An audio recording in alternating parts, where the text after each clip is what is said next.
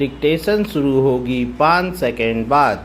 5 4 3 2 1 start. महोदय, उत्पादन की तात्कालिक आवश्यकता के अलावा अनुसंधान, प्रौद्योगिकी, रोजी रोजगार, व्यावसायिक प्रबंध, बाजार गवेषणा आदि के प्रश्न हैं। आप सब इन मामलों पर यहाँ विचार करने जा रहे हैं और ये कुछ कम महत्व के नहीं हैं और एक अंतिम किंतु समान महत्व का प्रश्न यह है कि लागत में कमी कैसे की जाए। उदाहरण के लिए एक बहुत मामूली सी चीज़ को लीजिए।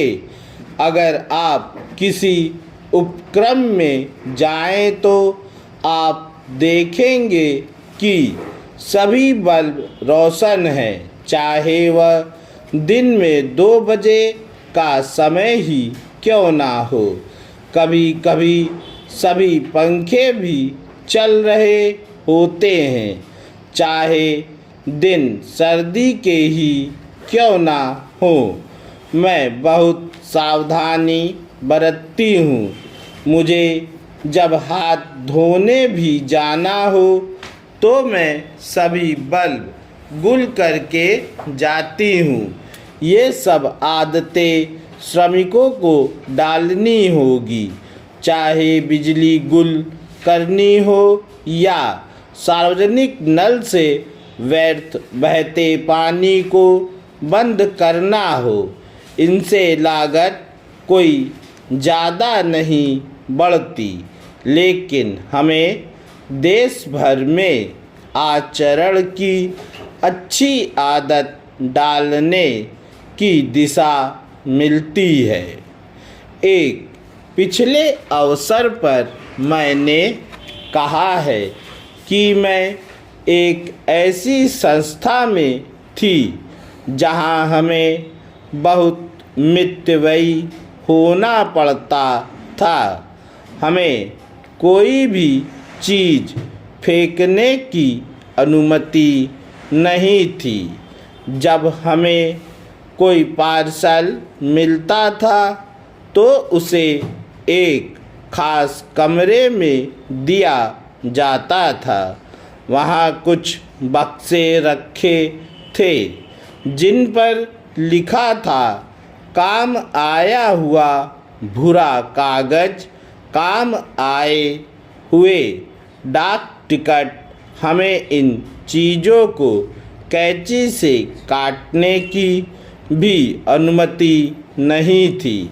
सभी टिकट और कागज विभिन्न संस्थाओं को भेजे जाते थे।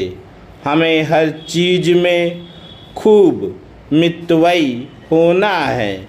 मैं समझती हूँ कि कुछ देश इसी प्रकार से अधिक समृद्ध बने हैं। हर संभव स्तर पर लागत कम करने की आदत भी ऐसी ही है। जहाँ तक सार्वजनिक क्षेत्र का संबंध है, अब तक हम कुछ अधिक उदार रहे हैं, जबकि उसके कारण किसी को वास्तव में कोई लाभ नहीं मिला है। अगर हम एकाग्र भाव से यह सोचते रहे कि आवश्यक लाभ किसमें है और यदि कुछ अन्य चीज़ों पर खर्च कम कर दें तो उससे फर्क पड़ता सकता है। उदाहरण के लिए लखनऊ में हमने दूध का मुफ्त वितरण शुरू किया। उसे किसी को दिया गया तो उस व्यक्ति ने कहा, मैं कोई चीज़ मुफ्त लेने में विश्वास नहीं करता, क्योंकि यह मेरे सिद्धांत के विरुद्ध है। पूर्ण विराम।